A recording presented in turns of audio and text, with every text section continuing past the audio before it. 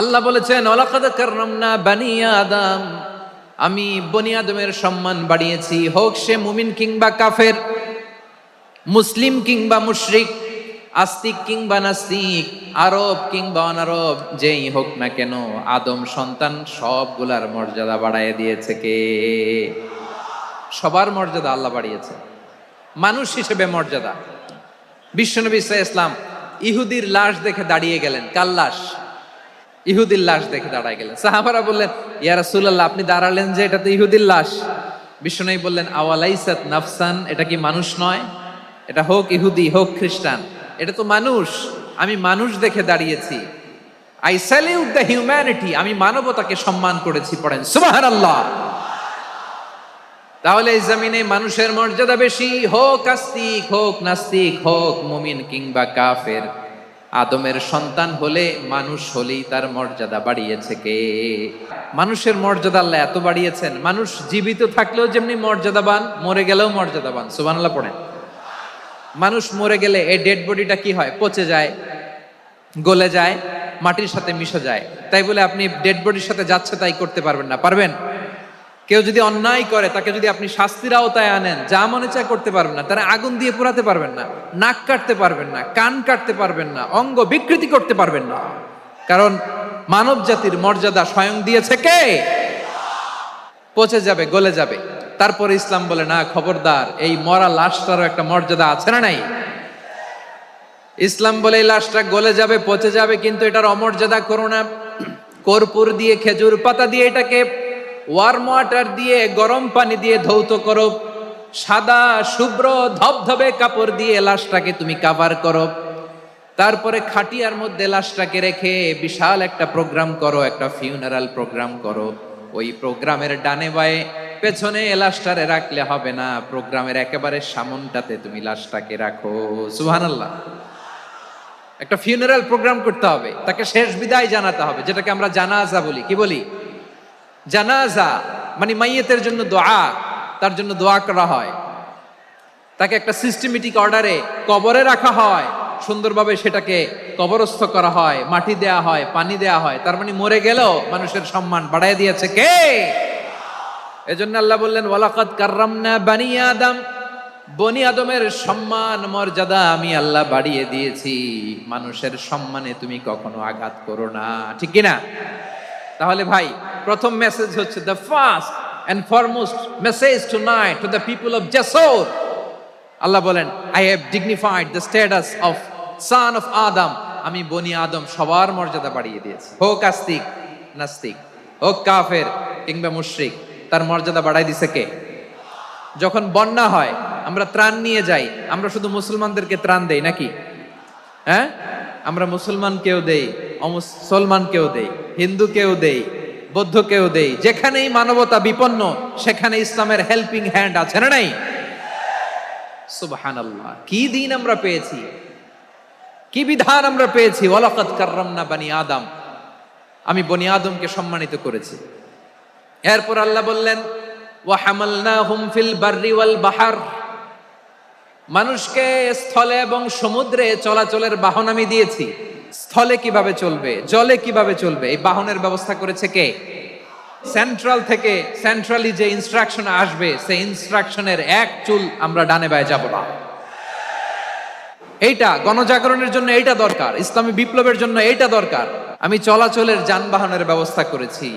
আমরা স্থলে ঘোড়ার উপরে চড়ি, উটের উপরে চড়ি, গাড়ির উপরে চড়ি। এই যে গাড়ির ইঞ্জিন বানাইছি আমরা, এটার মেধা দিয়েছে কে? আবার সাগরের মধ্যে আমরা নৌযান, জলযান, বড় বড় জাহাজ দিয়ে এক মহাদেশ থেকে আরেক মহাদেশ যাই, এক দেশ থেকে মালামাল গুলো আরেক দেশে পাঠাই। সাগরের ভেতরে নৌকাগুলোরে ধরে রাখলো কে? ওয়াল ফুলকিল্লাতি তাজরি ফিল বাহরি বিমা ইয়ানফাউন নাস। মানুষের উপকার আছে এরকম সরঞ্জামাদি নিয়ে সাগরের উপরে বিশাল বিশাল জলযানগুলো চলে। এগুলো ডুবে যায় না, কাত হয়ে যায় না, পড়ে যায় না। এগুলোকে স্থিতিস্থাপকতাকে ঠিক করে রাখলো কে? আপনারা জাহাজ দেখেছেন? জাহাজ, হ্যাঁ, বাড়ি চট্টগ্রাম হইলে দেখতে পারতেন। দেখছেন? বিশাল বিশাল জাহাজ, বিশাল জাহাজ মালামাল নিয়ে এক মহাদেশ থেকে আরেক মহাদেশে যায়। গত মাসে আমার জাপান সফর ছিল। এই যে বাংলাদেশে যে গাড়িগুলো চালান, বেশিরভাগ গাড়ি আসে কিন্তু জাপান থেকে। হাজার হাজার গাড়ি একটা জাহাজ বহন করতে পারে, হাজার হাজার গাড়ি। এটারে সাগরের মধ্যে ভাসাইলো কে? সবাই বলুন, ভাসালো কে? হাজার হাজার গাড়ি নিয়ে জাপানিজ গাড়িগুলো আমাদের চট্টগ্রামের এয়ারপোর্টের বন্দরে ভিড়ে। যুক্তরাষ্ট্রে আমি দেখেছি বিশাল বিশাল জাহাজ। আপনারা টাইটানিক জাহাজের নাম শুনেছেন? টাইটানিকেরও 8 গুণ 10 গুণ বড়। সুবহানাল্লাহ কইবেন না? টাইটানিক জাহাজের 8 গুণ 10 গুণ বড় একটা জাহাজ আছে, আইকন অফ দ্য সি, আমি দেখে এসেছি। রয়্যাল ক্যারিবিয়ান দেখে এসেছি। সাগরের সামনে জেটিতে যখন দাঁড়ালাম, জাহাজটা যখন যায়, আমার মনে হচ্ছে একটা শহর, গোটা শহর, the entire city is floating on the water. পুরো একটা শহর মনে হয় পানির উপর দিয়ে ভেসে যাচ্ছে। পড়েন সুবহানাল্লাহ। এই যে আইকন অফ দ্য সি, এই ক্রুজ, এই জাহাজটা, এটার ভিতরে স্টেডিয়াম আছে। কিসের ভিতরে স্টেডিয়াম? কথা বুঝে নাই বোধহয়। স্টেডিয়াম কিসের ভিতর? সুইমিং পুল আছে, শপিং মল আছে, রেস্টুরেন্ট আছে, ক্লাব আছে, 3000 4000 রুম বিশিষ্ট, কক্ষ বিশিষ্ট হোটেল আছে। এই সবগুলোর নিয়ে এগুলো চলে সাগরের এই দোলার মধ্যে, জলোচ্ছ্বাসের মধ্যে। এই সাগরের ভেতরে এই জাহাজগুলোর ভাষায় রাখছে কে? সূরাত আর-রহমানে আল্লাহ তাআলা বললেন, ওয়ালাহুল জাওয়ারিল মুনশাআতু ফিল বাহরি কাল আ'লাম ফাবিআইয়ি আলা, সবাই পড়েন, ফাবিআইয়ি আলাই রাব্বিকুমা তুকাযযিবান। পাহাড় সম বড় বড় জাহাজগুলো মাল বোঝাই করে সাগরের মধ্যে ভেসে বেড়ায়। এগুলো দিয়ে মালামাল বহন করা যায়, মানুষরা এক দেশ থেকে আরেক দেশে যায়। এই জাহাজগুলোর সাগরের ভেতরে ভাসায় রাখলো কে? এই আয়াতের ভেতরে আল্লাহ তাআলা সূরাত বনী ইসরাঈলের এই চমৎকার আয়াতের ভেতরে আল্লাহ তাআলা বেসিক্যালি মানব জাতির প্রতি তার 4টি স্পেশাল অনুগ্রহের কথা বলেছেন। কয়টি? 2টা বলে ফেলছি। 1 নাম্বার, ওয়ালাকাদ কাররামনা বানি আদম, আমি বনি আদমের সম্মান বাড়াইছি। নাকি মুসলমানদের? নাকি মুসল্লিদের? কার সম্মান বাড়িয়েছি? বনি আদমের। তাহলে human dignity, the first part of the verse talks about the human dignity. 2 number অংশ আল্লাহ তাআলা বললেন, ওয়া হামালনাহুম ফিল বাররি ওয়াল বাহর, স্থলে এবং সমুদ্রে আমি তাদের জন্য চলাচলের বাহন দিয়েছি। সুবহানাল্লাহ। তার মানে smooth movement on land and sea, জলে এবং স্থলে যাতে আমরা স্মুথলি মুভ করতে পারি আল্লাহ তাআলা দিয়েছেন। 3 নাম্বার আল্লাহ তাআলা বললেন, ওয়া রাযাকনাহুম মিনাত তাইয়্যিবাত, মানুষের জন্য আমি পবিত্র রিজিকের ব্যবস্থা করেছি। জলে এবং স্থলে যত প্রাণী আছে সবগুলা প্রাণীকে রিজিক দেয় কে? আমাদেরকে রিজিক দেয় কে?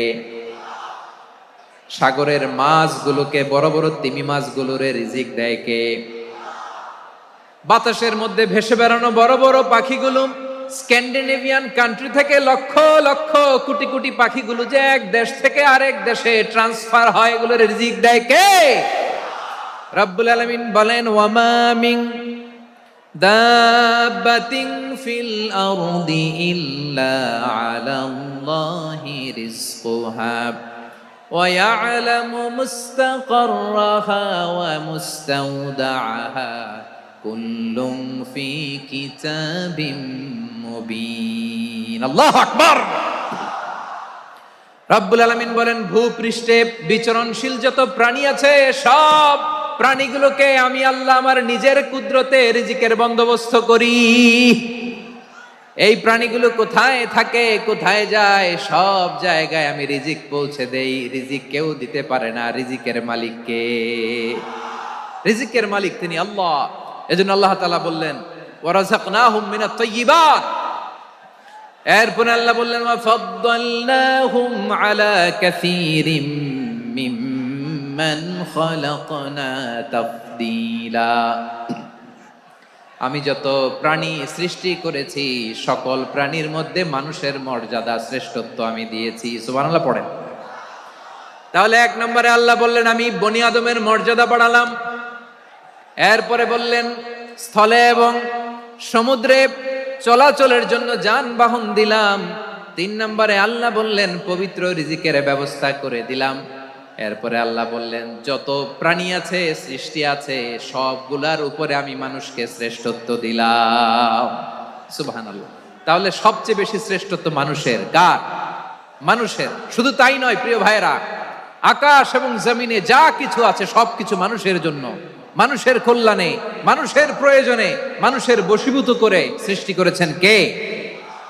রব্বুল আলামিন বলেন হুয়াল্লাযী খালাকা লাকুম মা ফিল আরদি জামিআ। এই জমিনের মধ্যে যা কিছু আমি আল্লাহ সৃষ্টি করেছি সব কিছু আমি মানুষের জন্য সৃষ্টি করেছি। পড়েন সুবহানাল্লাহ। হুয়াল্লাযী খালাকা লাকুম মা ফিল আরদি জামিআ। যা আছে সব আমাদের জন্য, সব আমাদেরকে সার্ভিস দেওয়ার জন্য, আমাদের উপকারের জন্য, আমাদের কল্যাণের জন্য। আওয়াজ করে সবাই পড়ুন আল্লাহু আকবার। অন্য আয়াতে আল্লাহ বললেন ওয়াসাখখারা লাকুম মা ফিস সামাওয়াতি ওয়া মা ফিল আরদি জামিআম মিন ইন্না ফি যালিকা লাআয়াতিন লিকাউমিন ইয়াতাফাক্কারুন। প্রথমে আল্লাহ বললেন জমিনে যা আছে সব তোমাদের কল্যাণে আমি সৃষ্টি করলাম। এরপরে আল্লাহ বললেন আকাশেও যা আছে সব তোমাদের জন্য সৃষ্টি করলাম, তোমাদের অনুগত বানায় দিলাম। পড়েন সুবহানাল্লাহ। মানুষের কি ব্রেইন দেখেন, মানুষ জমিন ছেড়ে আকাশে চলে যায়। পাখি দেখে মানুষের শখ হলো পাখি যেহেতু উঠতে পারে আমরাও পারবো। অরবিল রাইট, উইলবার রাইট, 2 ভাই মিলে আঁকাঝোঁকা করতে করতে করতে করতে প্লেন বানায় ফেললো। কোন সুবহানাল্লাহ। এখন পাখিও ওরে আমরাও ওরি। এরপরেই মানুষের কৌতূহল থামে না এখানে। মানুষ চলে গিয়েছে চাঁদে। কোথায় গেছে? এখন কিন্তু চাঁদে জমি বিক্রি হয় জানেন। পৃথিবী নিয়ে মারামারি শেষ। রাশিয়া আমেরিকা এখন ধরছে চাঁদ আর মঙ্গল গ্রহ।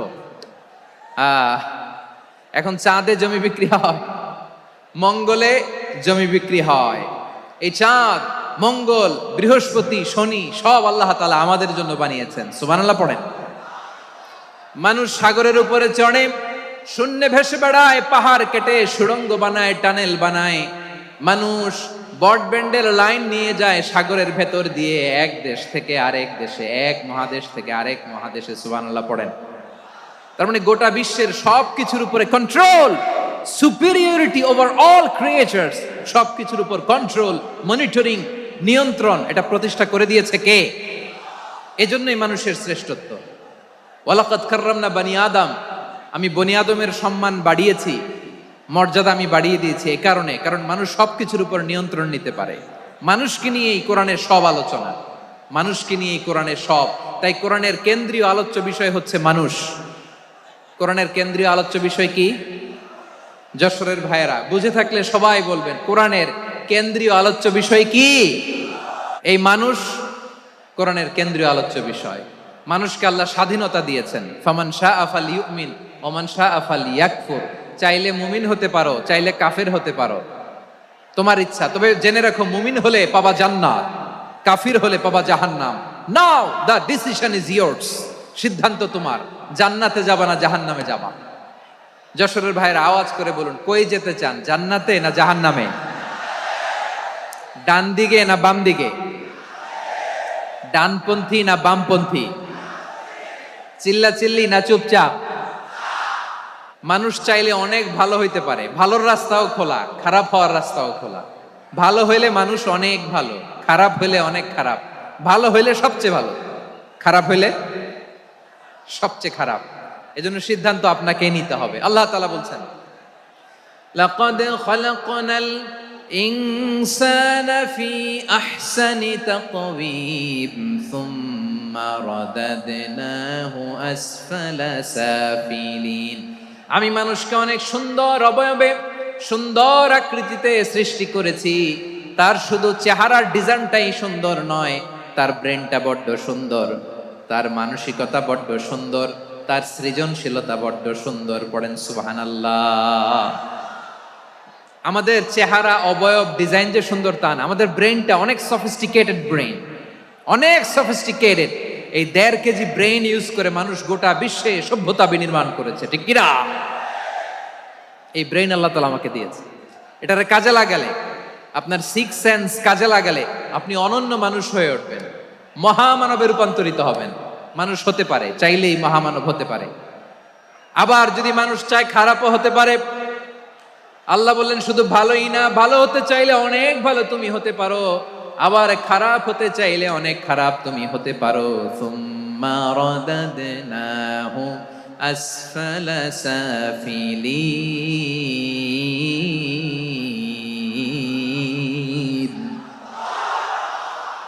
খারাপ হলে একেবারে খারাপ হতে পারো, নিকৃষ্ট হলে একেবারে নিকৃষ্ট হতে পারো, ভালো হলেও ভালো হতে পারো। গণ সুবহানাল্লাহ। এবার আওয়াজ করে বলুন, ভালো হতে চাই না খারাপ? শ্রেষ্ঠ না নিকৃষ্ট? মানুষ ভালো হলে মানুষ ফেরেশতার চেয়েও ভালো, মানুষ খারাপ হলে সে পশুর চেয়েও খারাপ। কথা ঠিক কিনা বলেন? ভালো হলে ফেরেশতার চেয়েও ভালো, খারাপ হলে পশুর চেয়েও নিকৃষ্ট। তার মানে শ্রেষ্ঠত্বে মানুষ, শ্রেষ্ঠত্বে ফেরেশতাকে হার মানায়, আর অধপতনে শ্রেষ্ঠত্বে ফেরেশতাকে ছাড়িয়ে যায়, আর অধপতনে পশুকেও হার মানায়।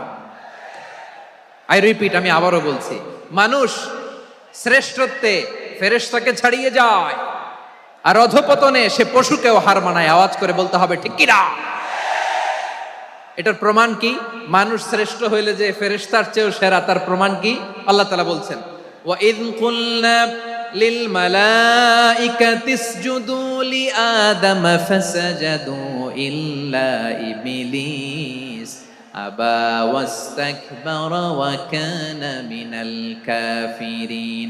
আল্লাহ বলেন, স্মরণ করো সে সময়ের কথা যখন আমি ফেরেশতাদেরকে বললাম, ও ফেরেশতারা আদমকে সেজদা দাও। সব ফেরেশতারা সম্মান সূচক সেজদা আদমকে দিল, তারা আদমের জন্য সেজদায় লুটিয়ে পড়লো, একজন ছাড়া, তার নাম ইবলিস। আওয়াজ করে বলেন তার নাম কি? সে অহংকার প্রদর্শন করলো, সে কাফের হয়ে গেল, বাকি সব ফেরেশতারা সেজদা দিল। সুবহানাল্লাহ। আবার আদম আলাইহিস সালামকে আল্লাহ জিজ্ঞেস করলেন, সব বলে দিল উত্তর, কিন্তু ফেরেশতাদেরকে একই প্রশ্ন জিজ্ঞেস করলেন, তারা উত্তর করতে পারে নাই। তার মানে এর মধ্য দিয়ে প্রমাণিত হয়, মানুষ ভালো হলে ফেরেশতার চেয়েও ভালো, ফেরেশতার চেয়েও মানুষের মর্যাদা বাড়িয়ে দিয়েছে কে? সব নূরের ফেরেশতা যখন মাটির আদমকে সেজদা দেয়, এটা প্রমাণ করে ফেরেশতার চেয়েও মানুষের মর্যাদা বাড়িয়ে দিয়েছে কে? তুমি মাটির আদমকে প্রথম সৃষ্টি করিয়া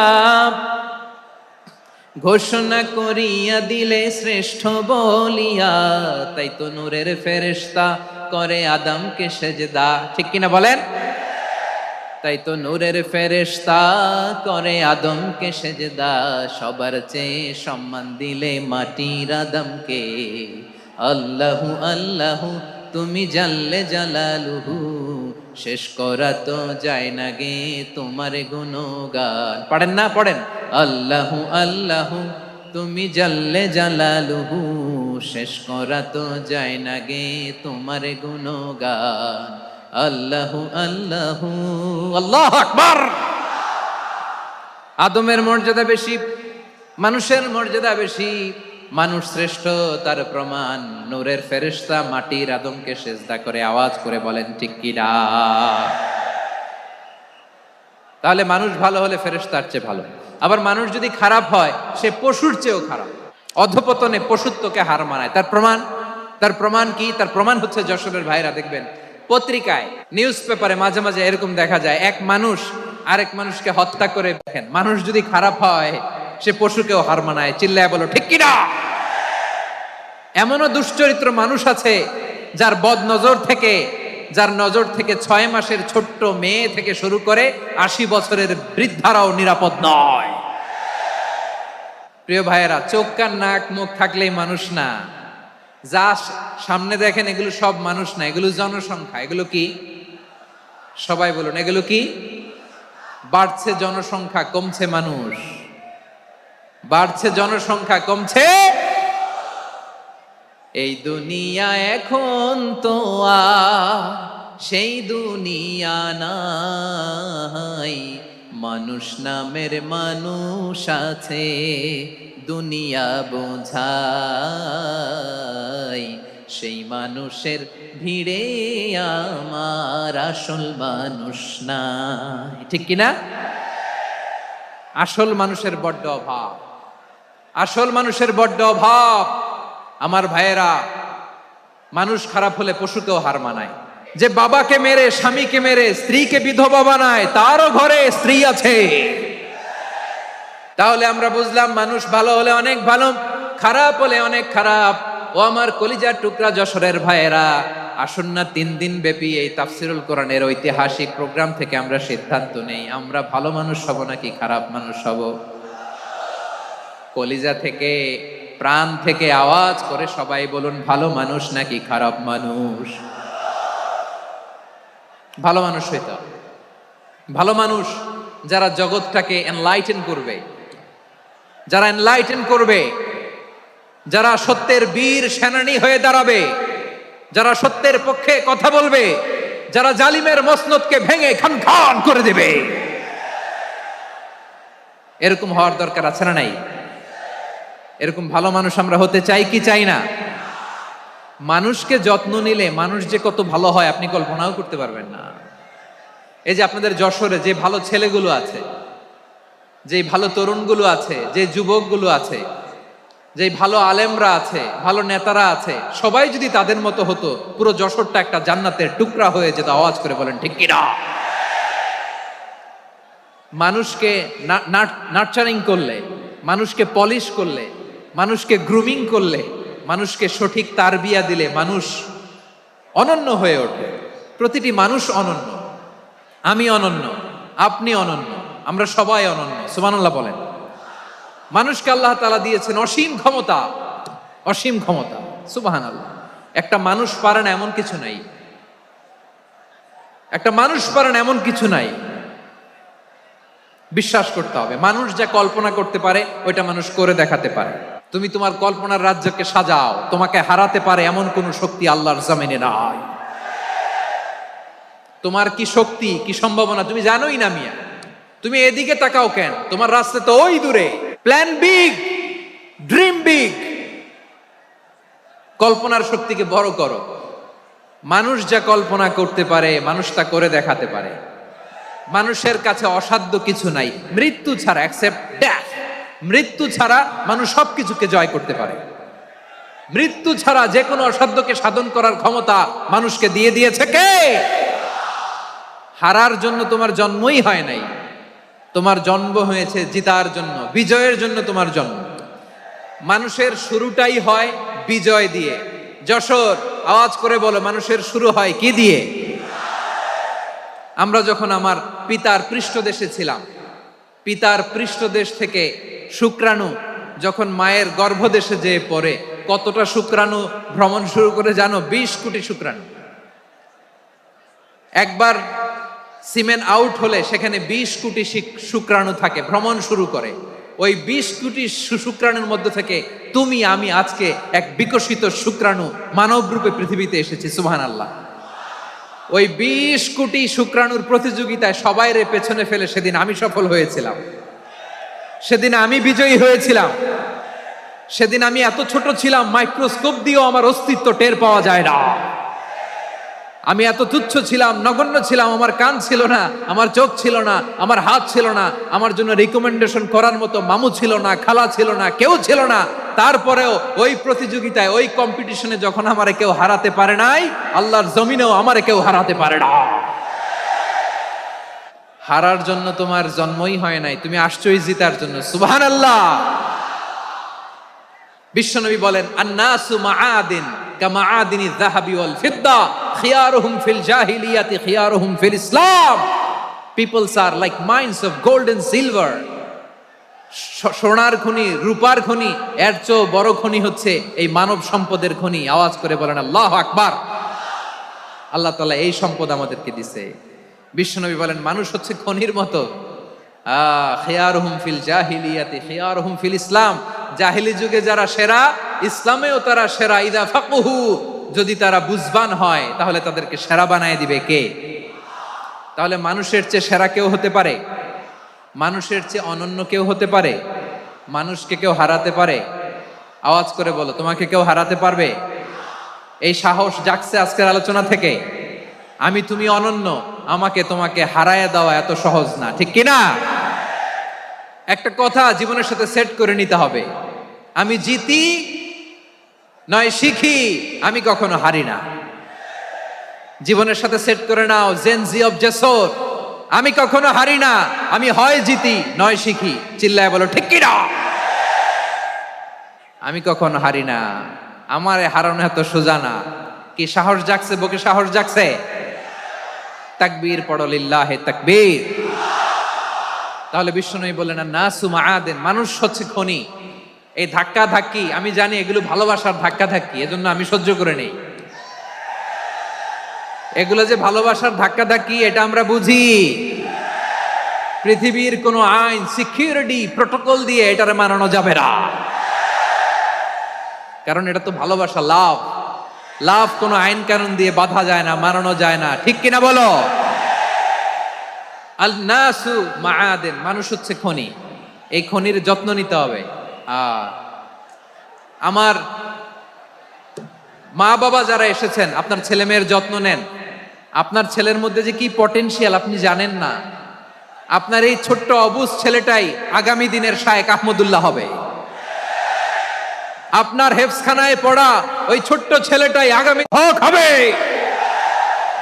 আপনার ওই ছেলেটা আমির হামজা হবে, আব্দুল হাই সাইফুল্লাহ হবে, এভাবে বড় বড় আলেম হবে, তারা যুগশ্রেষ্ঠ আলেম হবে। সেই একদিন এই বাংলাদেশের পার্লামেন্টে যে বক্তব্য দিয়ে যশোরের পক্ষে কথা বলবে।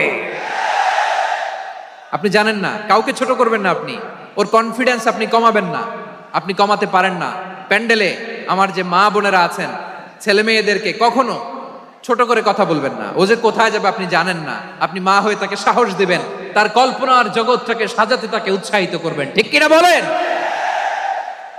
আর আমার প্যান্ডেলের আমার প্রিয় শ্রদ্ধাশীলা মায়েরা বোনেরা, আপনারা তো আরো দামি সম্পদ। বিশ্বনবী বলেন আর দুনিয়া কুল্লুহা মাতা।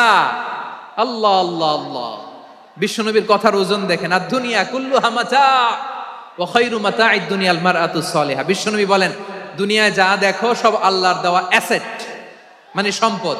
আর এত অ্যাসেটের ভিড়ে সবচাইতে শ্রেষ্ঠ সম্পদ হচ্ছে নেককার নারী। ভাইয়েরা বোনের সাথে খারাপ আচরণ করো না, সন্তান মায়ের সাথে খারাপ আচরণ করো না। আমাদের মায়েরা আমাদের asset, they are our priceless asset. কারণ এই মায়েদের পেটে এসেছে আল্লাহর ওলিরা, এই মায়েদের পেটে এসেছে খান জাহান আলী, এই মায়ের পেটে এসেছে শাহজালাল ইয়ামানি, এই মায়ের পেটে এসেছে আল্লাহর সব নবীরা। নাকি নবীরা আকাশ থেকে ধপ করে জমিনে নেমে আসছে? মায়ের পেটে আসছে। এই মায়ের পেটগুলো খনি। আমার সম্মানিতা মায়েরা বোনেরা, নিজেকে ইসলাম দিয়ে সাজান, নিজেকে পবিত্র রাখুন, নিজের আব্রু ইমান ইজ্জতের হেফাজত করুন, কোরআন পড়ুন, সুন্নাহ পড়ুন। আপনি জানেন না আপনার গর্ভে কে আসছে, কোন ক্ষণজন্মা পুরুষকে আল্লাহ তাআলা আপনার গর্ভে পাঠাবে আপনি জানেন না। মায়েরা নিজেদেরকে পবিত্র রাখুন, ইসলাম চর্চা করুন, কোরআন চর্চা করুন, নৈতিকতা দিয়ে নিজেকে সাজান। যশোরের জেনজি, নিজেদেরকে প্রস্তুত রাখো আগামীর বাংলাদেশের জন্য। নৈতিকতা, মোরালিটি, ভ্যালিউজ দিয়ে নিজেকে সাজাও, ইসলাম দিয়ে নিজেকে সাজাও। কারণ আগামীর বাংলাদেশ ইসলামের বাংলাদেশ। বাংলাদেশের আসল পরিচয় ইসলাম। বাংলাদেশের আসল পরিচয় কি? বাংলাদেশের আসল পরিচয় কি? এই ইসলাম নিয়ে আমরা সংসদ ভবন সাজাবো, রাজি আছি না নাই? শেকড় ভুলে যাওয়া যাবে না।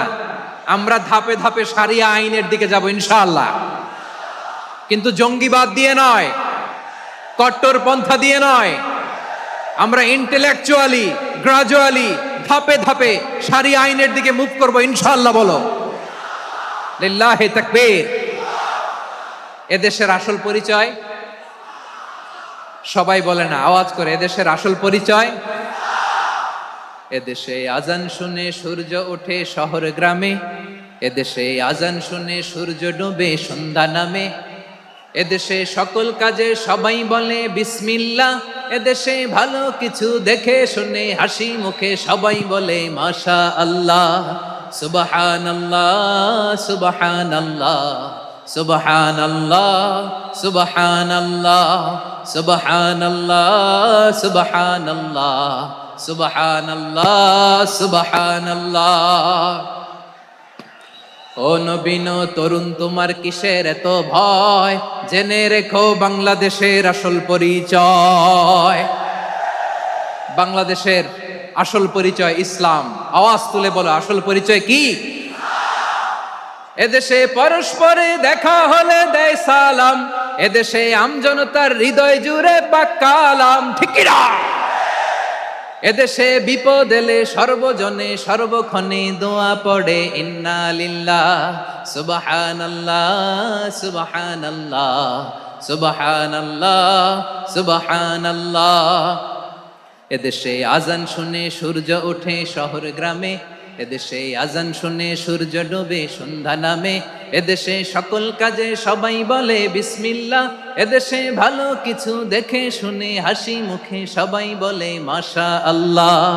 সুবহানাল্লাহ, আওয়াজ করে সুবহানাল্লাহ সুবহানাল্লাহ সুবহানাল্লাহ সুবহানাল্লাহ, সবাই একসাথে সুবহানাল্লাহ সুবহানাল্লাহ সুবহানাল্লাহ সুবহানাল্লাহ। এদেশের আসল পরিচয় কি?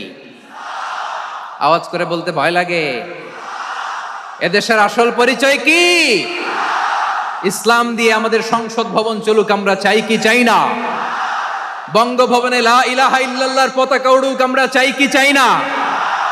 প্রতিটি জেলা অফিসে, ডিসি অফিসে লা ইলাহার পতাকা ঝুলুক, আমরা চাই কি চাই না?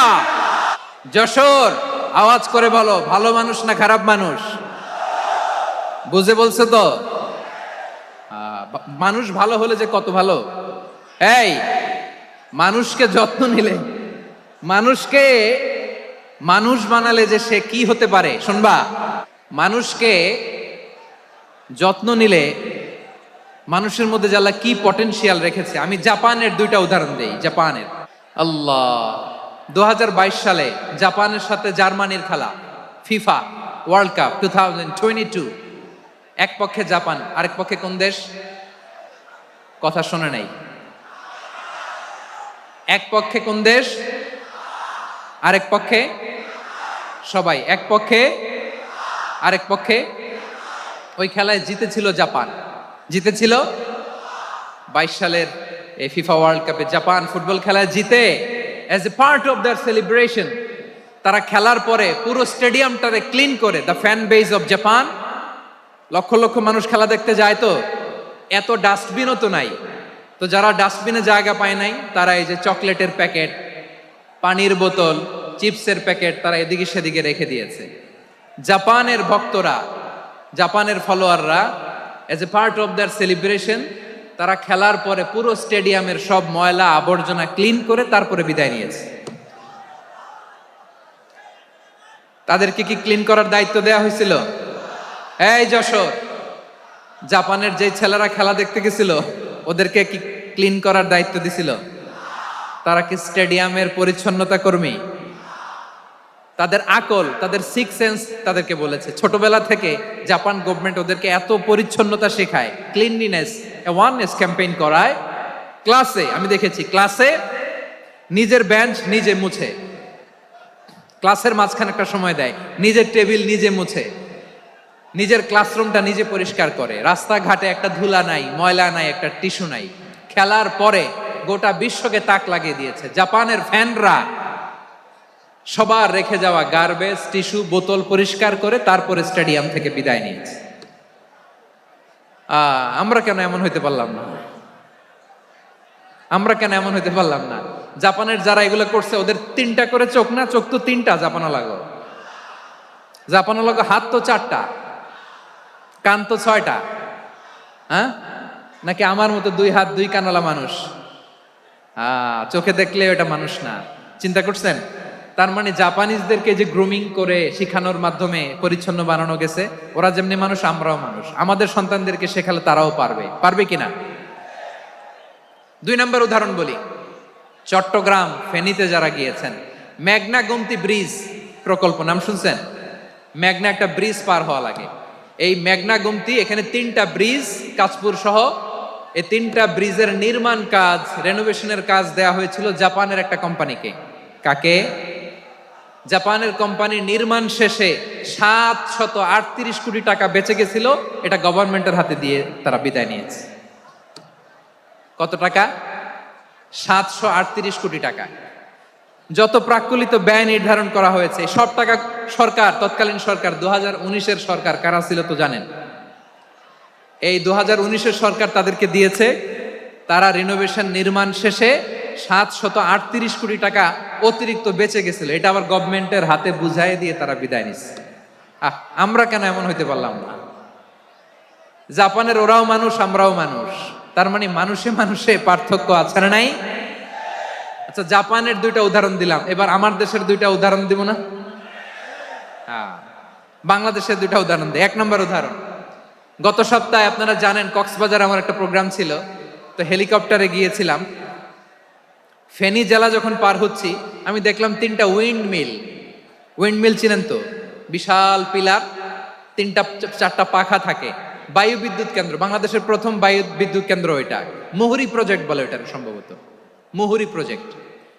তো সাগরের বাতাসের ঝাপটায় এটা ঘুরে এনার্জি হয়, ইলেকট্রিসিটি উৎপাদন হয়।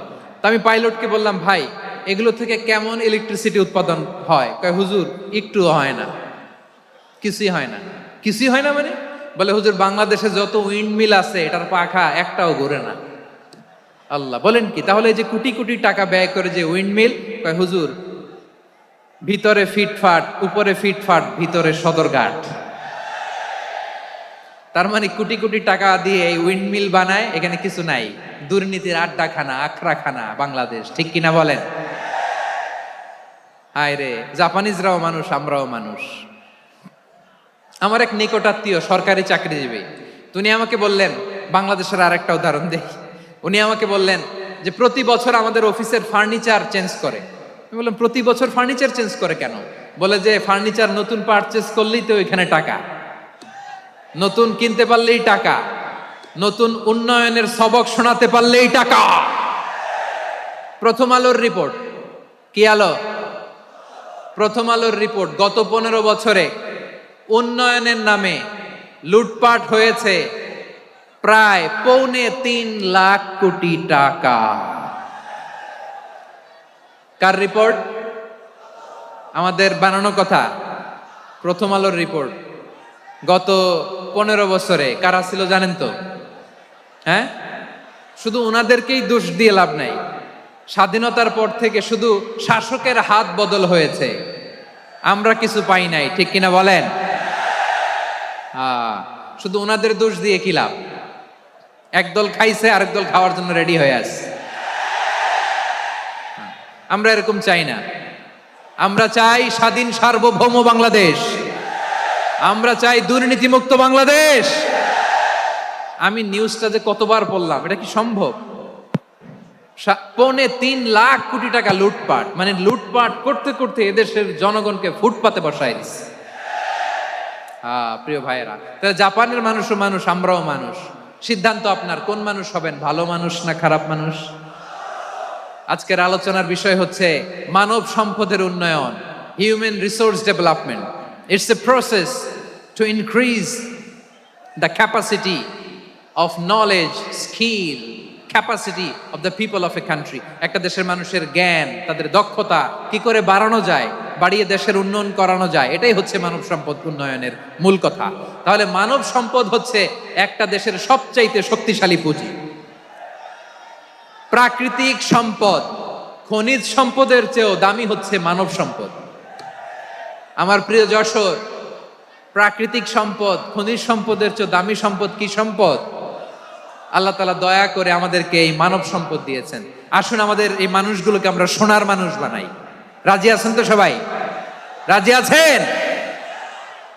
মানুষ পারে না এমন কোনো কিছু নাই, চাইলে সব পারে। এজন্য মানুষকে তারবিয়া দিতে হবে, যথাযথভাবে তাদেরকে গড়তে হবে। আসুন আমরা সিরাতের আয়নায় বিশ্বনবীর জীবনী থেকে দেখি তিনি কিভাবে হিউম্যান রিসোর্সকে ম্যানেজ করতেন, বিশ্বনবী কিভাবে এই মানব সম্পদকে ম্যানেজ করতেন। বিশ্বনবী he was a very good talent hunter, চৌকস ট্যালেন্ট হান্টার ছিল। কার মধ্যে কি ট্যালেন্ট আছে দেখলেই বুঝে ফেলতেন। সুবহানাল্লাহ পড়বেন না? কি নবী আমরা পেয়েছি! He was a very good talent hunter. আমার নবী তিনি চৌকস ট্যালেন্ট হান্টার ছিলেন। কার মধ্যে কি প্রতিভা বের করতেন, ওই প্রতিভাকে ইসলামের কল্যাণে কাজে লাগাতেন। সুবহানাল্লাহ বলেন। যাকে যেই জায়গায় সেট করলে ভালো হবে তাকে ওই জায়গায় সেট করতেন। কয়েকজন সাহাবীর জীবনী শোনাই। আবু মাহজুরা রাদিয়াল্লাহু তাআলা আনহু, মক্কার মুয়াজ্জিন, আগে ছিল মুশরিক, পরে হইছেন মুমিন। উনি কিভাবে মুমিন হইলেন এই ঘটনাটা একটু আপনাদের শোনাতে চাই। হুনাইনের যুদ্ধ, 8ম হিজরি, বিষ্ণু ঈসা ইসলাম হুনাইনের যুদ্ধ শেষে ফিরতেছেন। পথিমধ্যে বেলাল রাদিয়াল্লাহু তাআলা আনহু, 8ম হিজরি। কত হিজরি সবাই বলেন না একটু, কত হিজরি? 8ম হিজরিতে হুনাইনের যুদ্ধে রাসূল সাল্লাল্লাহু আলাইহি ওয়াসাল্লাম ফিরে আসতেছেন মদিনায়। পথিমধ্যে বেলাল রাদিয়াল্লাহু তাআলা আনহু আজান দিচ্ছেন। কি দিচ্ছেন? তো পাশে ছিল মুশরিকদের একটা পল্লী, কিছু মুশরিক তরুণ, কিছু অমুসলিম কিশোর, তারা আজানকে ব্যঙ্গ করতেছে। আমাদের বাংলায় মুখ ভেঙ্গানো বলে আর কি। বেলাল রাদিয়াল্লাহু তাআলা আনহু আজান দিচ্ছেন, ওই বাচ্চাগুলো মুশরিক, তো ওরা আজানকে ব্যঙ্গ করতেছে, বিকৃতি করে ওরাও আজান দিচ্ছে। উদ্দেশ্য হচ্ছে আজানকে নিয়ে ঠাট্টা করা। উদ্দেশ্য, ব্যাপারটা মনে কষ্ট পাওয়ার মতো ব্যাপার না? কিন্তু বিশ্বনবী ওইখানে দেখেন কি খুঁজলেন। বিশ্বনবী খেয়াল করলেন অমুসলিম কিশোরদের মধ্য থেকে একটা কিশোরের গলাটা বড় দরাজ গলা, কণ্ঠটা বড় সুন্দর। খেয়াল করে দেখলেন যে কিছু কিশোর বেলালের আজানকে ব্যঙ্গ করে, বিকৃতি করে, কিন্তু একজনের কণ্ঠ দেখতে পাচ্ছেন না এত দূরে, কিন্তু কণ্ঠটা বড় সুন্দর, দরাজ গলা। বিশ্বনবী সাহাবীদেরকে বললেন, ধরো এগুলারে, ধরো। সবগুলারে ধরে বিশ্বনবী সামনে আনা হলো। ওরা হাঁটু গেড়ে বসলো। বিশ্বনবী বললেন, তোমাদের মধ্যে কে যেন ব্যঙ্গ করে আজান দিচ্ছিল, তার গলাটা বড় উঁচু, গলার বেসটা বড় মজবুত, মেলোডিয়াস, সুমধুর কণ্ঠ। কে? আবু মাহজুরা বলে, আমার বন্ধুরা সবাই আমার দিকে আঙ্গুল দেখায়, আমি পড়ে গেছি বিপদে। রাসূল সাল্লাল্লাহু আলাইহি ওয়াসাল্লাম বাকি অমুসলিম তরুণদেরকে ছেড়ে দিলেন, বললেন তোমরা যাও। এবার আবু মাহজুরারে পাইছে। আবু মাহজুরার চুলের মধ্যে হাত দিলেন বিশ্বনবী, মাথায় হাত দিয়ে বললেন, এবার আজান দাও দেখি।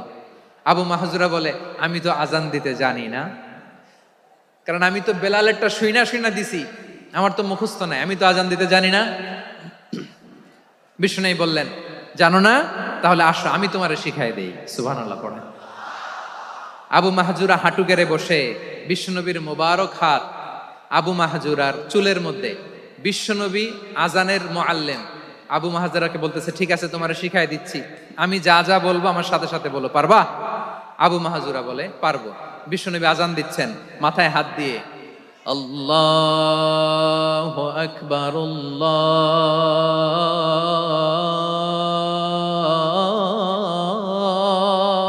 আকবার।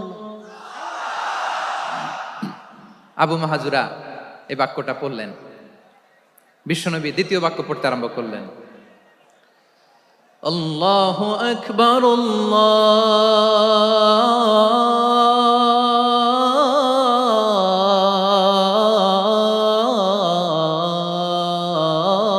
আল্লাহু আকবার। আবু মাহজুরা এই বাক্যটাও বললেন। বিশ্বনবী আবু মাহজুরার মাথার মধ্যে হাত দিয়ে তৃতীয় বাক্য বললেন, আশহাদু আল্লা ইলাহা ইল্লাল্লাহ,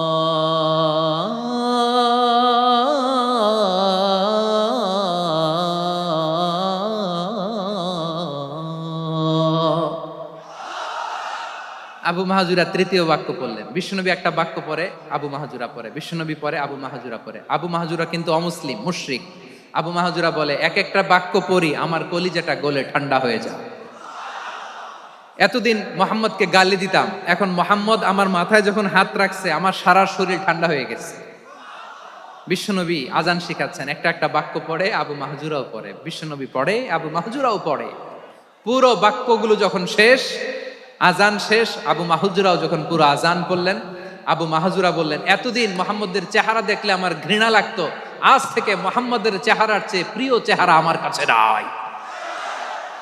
আবু মাহুজুরা বললেন, ও মুহাম্মদ, আজানের বাক্য তো আপনি আমারে শেখালেন, এখানেই শেষ করবেন না, আপনি আমারে পড়ায় দেন, লা ইলাহা ইল্লাল্লাহু মুহাম্মাদুর রাসূলুল্লাহ সাল্লাল্লাহু আলাইহি ওয়াসাল্লাম।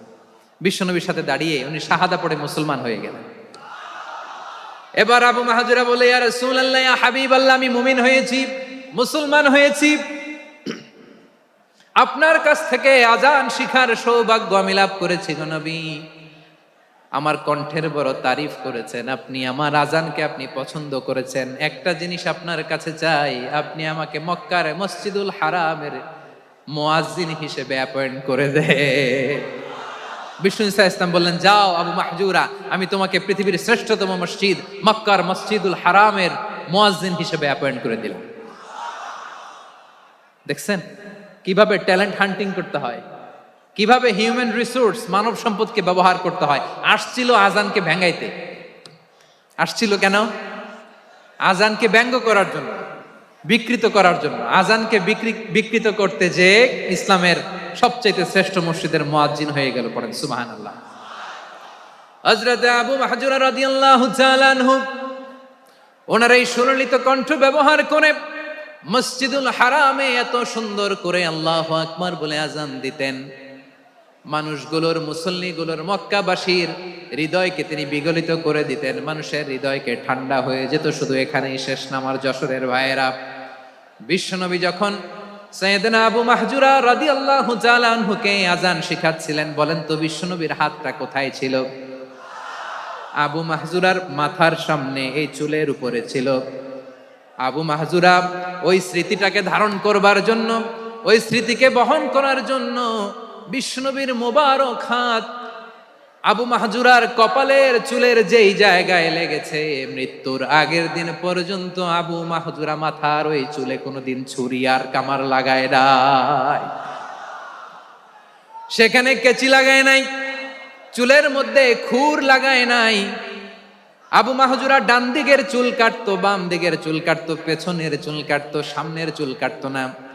আবু মাহজুরা রাদিয়াল্লাহু তাআলা আনহুর সামনের চুলগুলো বড় হতে হতে যখন এত বড় হয়ে যায়, তিনি চুলগুলো পেঁচিয়ে মাথার মধ্যে রাখতেন, তারপরে তিনি পাগড়ি পরতেন। সবাই জিজ্ঞেস করতো, আবু মাহজুরা, এটা আবার কেমন স্টাইল?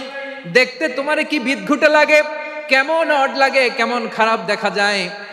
মক্কায় এমন কোন মানুষ তো দেখি নাই, ডানে চুল কাটে, বায়ে চুল কাটে, পেছনে চুল কাটে, সামনে কাটে না। ওরে আবু মাহজুরা, কেমন দেখা যায় তোমারে, তুমি সামনের চুল কাটো না কেন?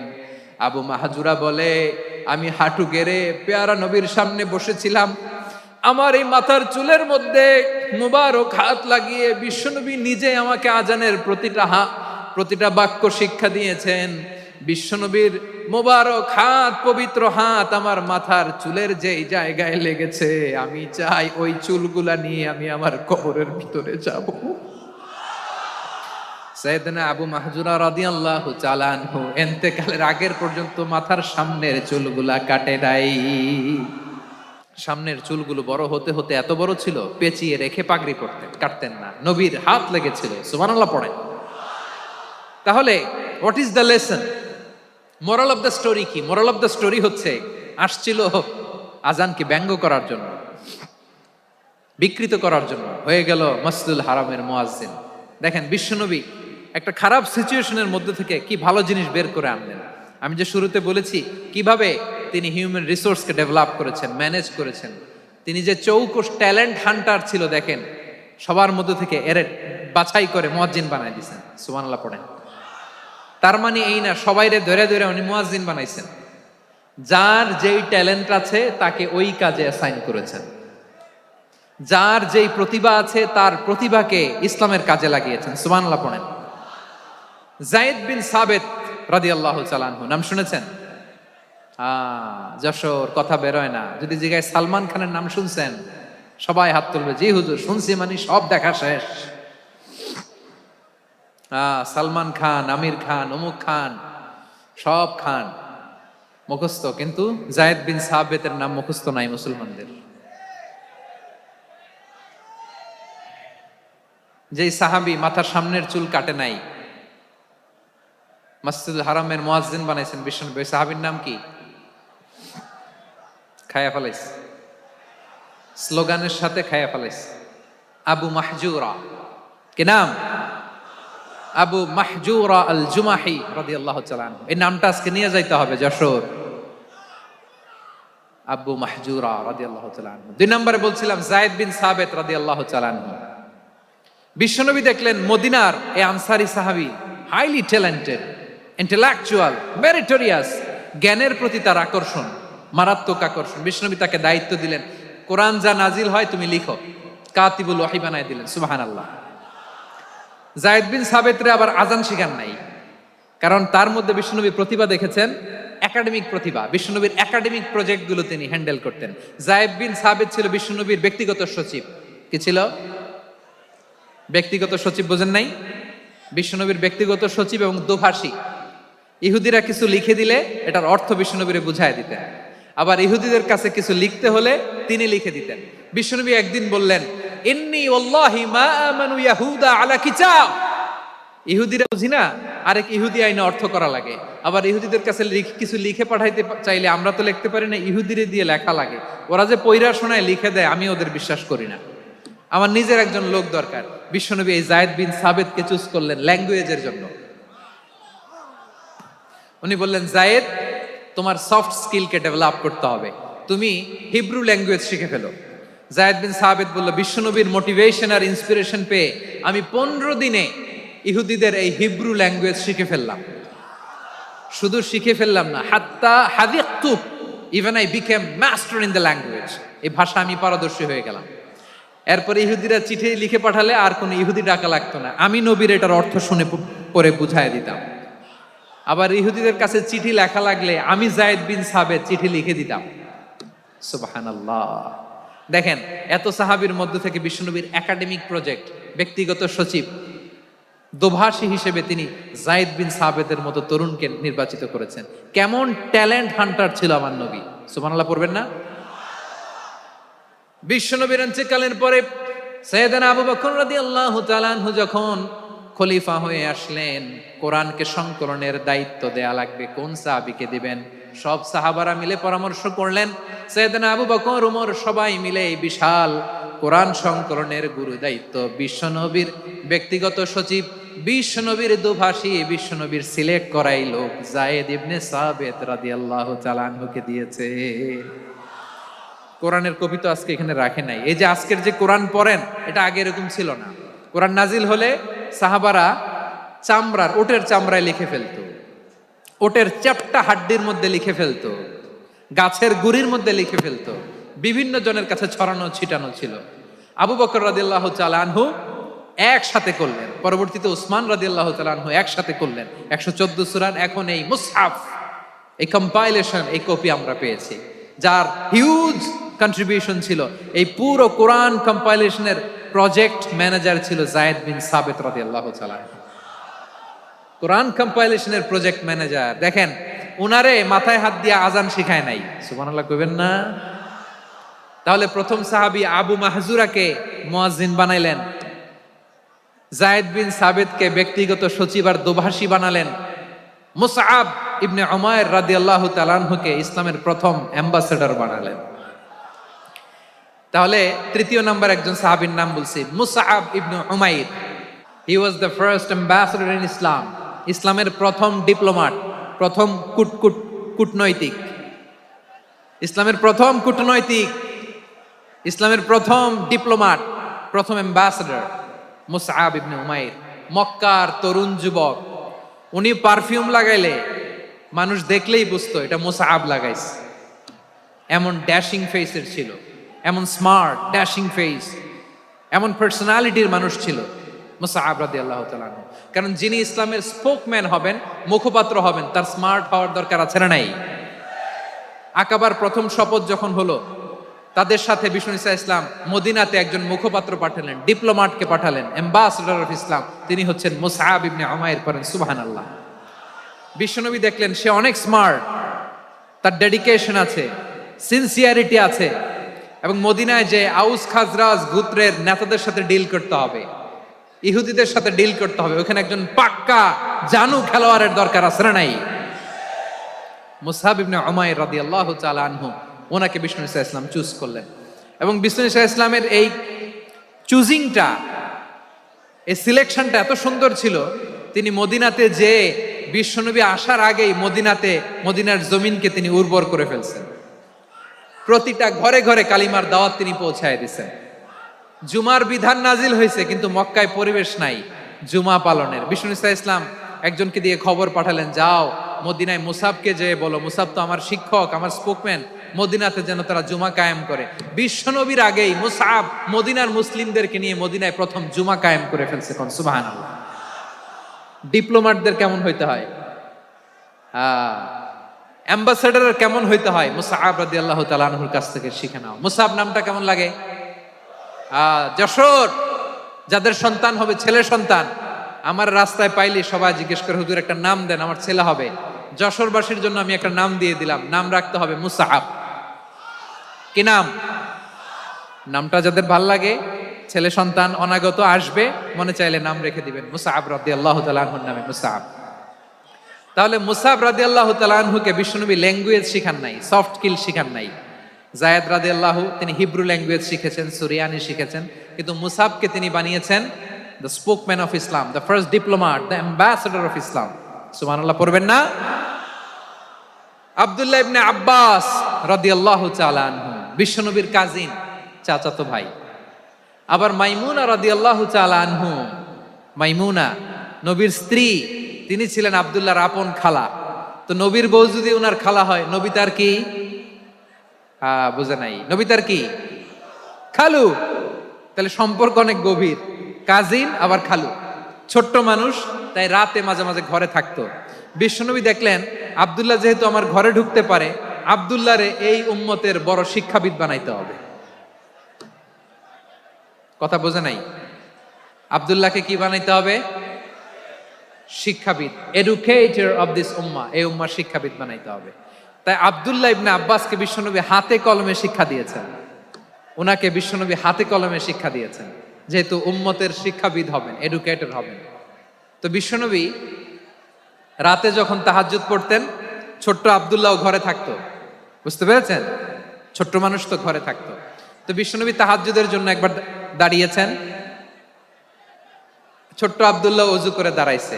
আচ্ছা বলেন তো, ইমাম আর মুসল্লি মোট যদি দুইজন হয়, একজন ইমাম একজন মুসল্লি, তো মুসল্লি ইমামের কোন দিকে দাঁড়াবে? ডানে দাঁড়াবে। ছোট্ট আব্দুল্লাহ বুঝে নাই, বিশ্বনবী তাহাজ্জুদ শুরু করেছেন, উনি ইক্তেদা করছেন আর দাঁড়াইছেন বায়ে। কোথায় দাঁড়িয়েছেন? আব্দুল্লাহ বলেন, যখন আমি বায়ে দাঁড়ালাম, আখাযা রাসূলুল্লাহ সাল্লাল্লাহু আলাইহি ওয়াসাল্লাম উযুনি আল ইউমনা ইয়াফতিলুহা, বিশ্বনবী নামাজরত অবস্থায় আমার কান ধরে টেনে আমার ডান দিকে এনে দাঁড় করায় দিলেন। পড়েন সুবহানাল্লাহ। দেখেন, হাতে কলমে শিক্ষা। আর জীবনে ভুল হবে? কথা কয় না, আর ভুল হবে? আর ভুল হবে না। এভাবে বিশ্বনবীর অনেক সঙ্গ পেয়েছেন, সফর করেছেন, একই বাহনে বসেছেন, এক বাহনে বসে লম্বা নসিহত করেছেন, বলেছেন, ইয়া গোলাম ইহফাজিল্লাহ ইয়াহফাজকা, ইহফাজিল্লাহ তাজিদহু তুজাহাক, ইযা সাআলতা ফাসআলিল্লাহ ওয়া ইযা ইসতাআনতা ফাসতাইন বিল্লাহ। আল্লাহর বিধান মানো, আল্লাহর বিধান রক্ষা করো, আল্লাহ তোমায় রক্ষা করবে। আব্দুল্লাহ, চাইতে হলে আল্লাহর কাছে চাও, সাহায্য চাইতে হলে আল্লাহর কাছে সাহায্য চাও। মনে রাখো, গোটা বিশ্বের সবাই যদি তোমার সাহায্য করতে চায়, ততটুকুই করতে পারবে যতটুকু আল্লাহ তোমার নসিবে রেখেছে। গোটা বিশ্ব যদি তোমার বিরুদ্ধে ষড়যন্ত্রে দাঁড়িয়ে যায়, ক্ষতি ততটুকু করতে পারবে যতটুকু তোমার জন্য বরাদ্দ আছে, এর বাইরে কিছু করতে পারবে না। আওয়াজ করে বলেন ঠিক কিনা? এভাবে হাতে কলমে শিখিয়েছেন, বিশ্বনবীর সঙ্গ পেয়েছেন। ওনাকে বিষ্ণু ইসা ইসলাম শিক্ষাবিদ, এডুকেটর অফ দিস উম্মাহ হিসেবে সিলেক্ট করেছেন, হাতে কলমে শিখিয়েছেন। বিশ্বনবী একবার প্রকৃতির ডাকে সাড়া দিয়ে এসেছেন। এখন কি করতে হবে? নামাজের জন্য অজু করতে হবে। বিশ্বনবী এসেই দেখেন অজুর বদনায় পানি ভরা, খুশি হয়ে গেলেন, বললেন, কে রেখেছে পানি?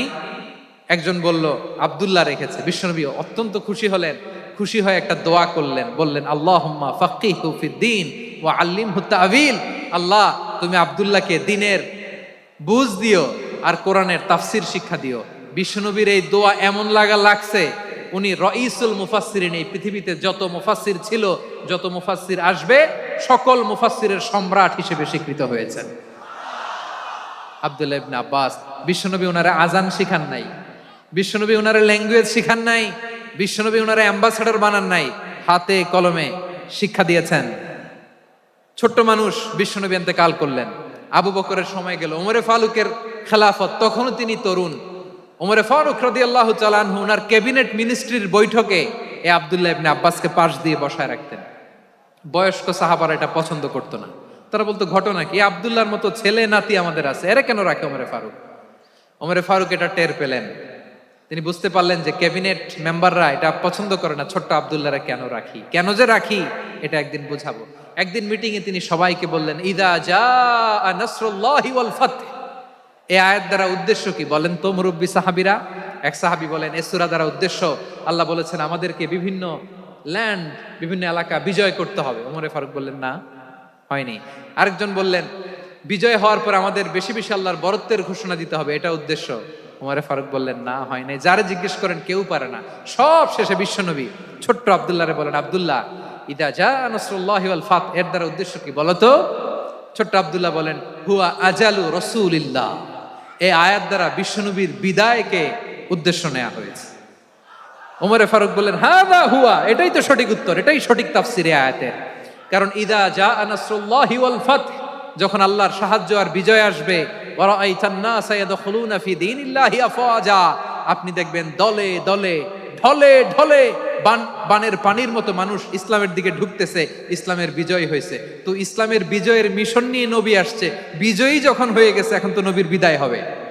জোরে বলেন ঠিক কিনা? কোন সাহাবী এই সূক্ষ্ম কথাটা ধরতে পারে নাই, ওই আব্দুল্লাহ ছাড়া। আব্দুল্লাহ যখন উত্তর দিছে, সব সাহাবীদের টনক নড়েছে। এরপর থেকে কোনো ক্যাবিনেট মিটিং এ আর কোনো সাহাবারা কোনো প্রশ্ন করে নাই, আওয়াজ করে পড়েন সুবহানাল্লাহ। বিশ্বনবী আব্দুল্লাহ ইবনে আব্বাসকে দ্য এডুকেটর অফ দ্য উম্মাহ, উম্মার শিক্ষাবিদ হিসেবে গ্রহণ করেছেন। আওয়াজ করে পড়তে হবে আল্লাহু আকবার। সাহাবীদের নামগুলো মনে থাকবে? এক নম্বরে আবু মাহজুরা, মুয়াজ্জিন বানাইছেন। যায়েদ ইবনে সাবিত, দোভাষী, ট্রান্সলেটর অফ প্রফেট, এবং তিনি ছিলেন বিশ্বনবীর ব্যক্তিগত সচিব। মুসআব ইবনে উমাইর, the first ambassador and diplomat of Islam. আব্দুল্লাহ ইবনে আব্বাস, এই উম্মার সবচেয়ে বড় এডুকেটর, শিক্ষাবিদ। আরেকজন ছিল আব্দুল্লাহ ইবনে মাসউদ রাদিয়াল্লাহু তাআলা। দুই আব্দুল্লাহ, আব্বাস গেল, আরেকজন হচ্ছে মাসউদ। মক্কার তরুণ, ছাগল পালতো মুশরিকের।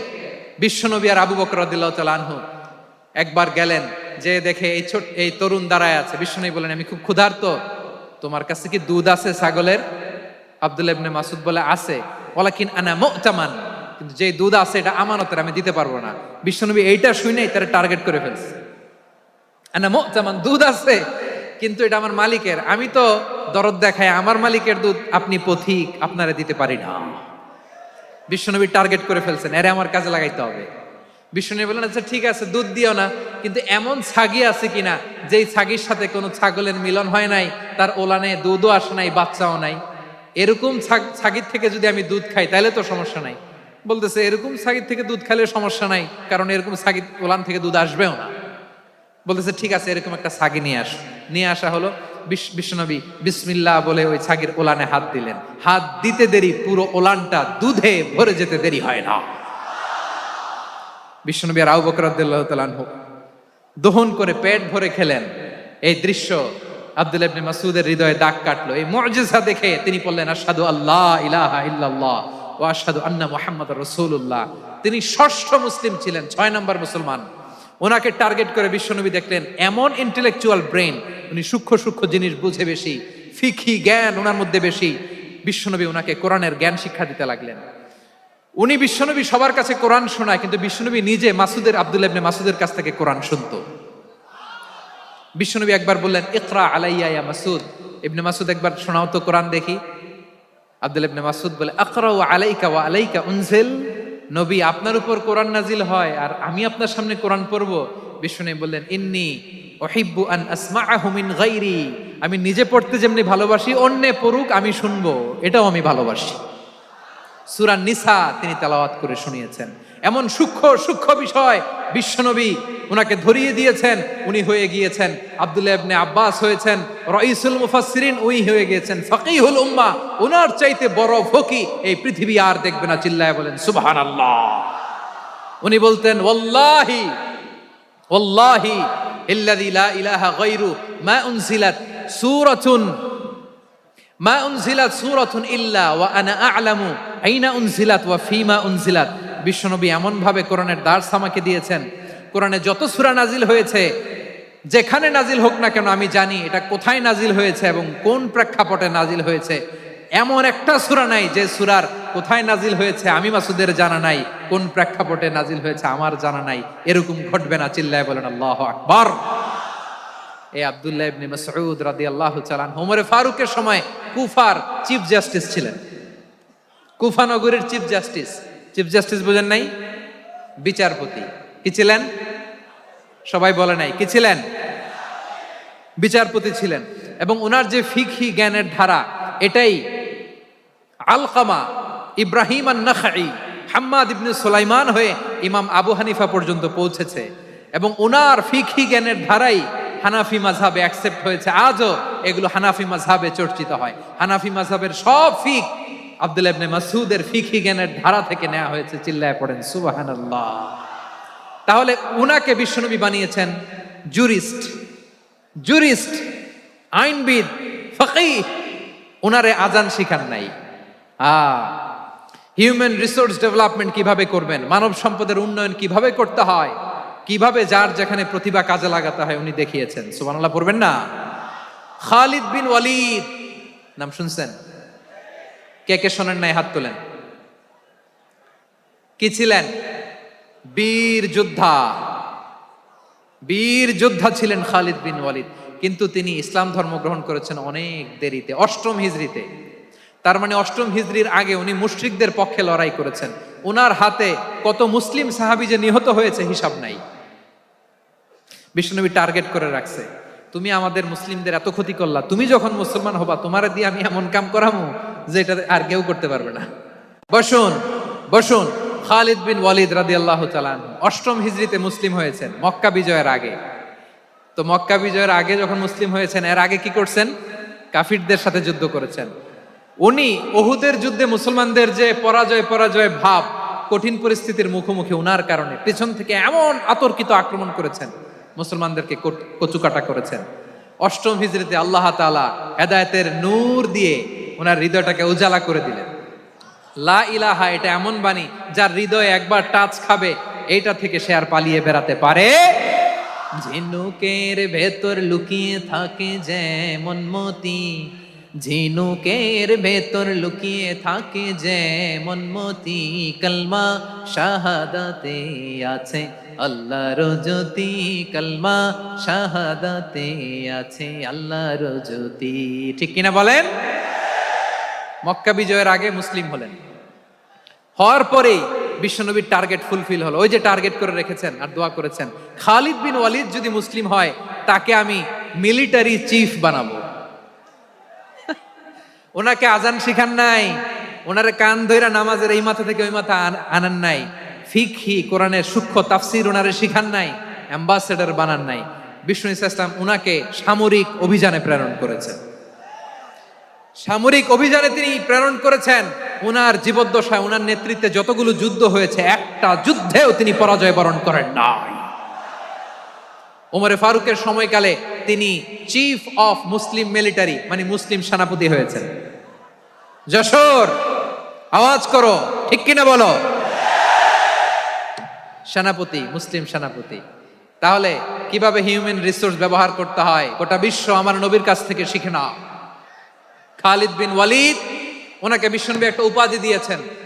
উপাধিটা হচ্ছে সাইফুল্লাহিল মাসলুল, আল্লাহর নাঙ্গা তরবারি, আল্লাহর খোলা তরবারি, দ্য ওপেন সোর্ড অফ আল্লাহ। খালিদ বিন ওয়ালিদ মুসলিম সেনাপতি। হাসান বিন সাবেত নাম শুনছেন? দেখি উনি কি ছিল বলেন। রাসূলের সভা কবি, কালচারাল হিজিমনিকে ডিফিট করার জন্য উনি ভালো অস্ত্র চালানো জানতেন না, ওই কাজে উনি যেতেন না। ওনার ছিল কাব্য প্রতিভা।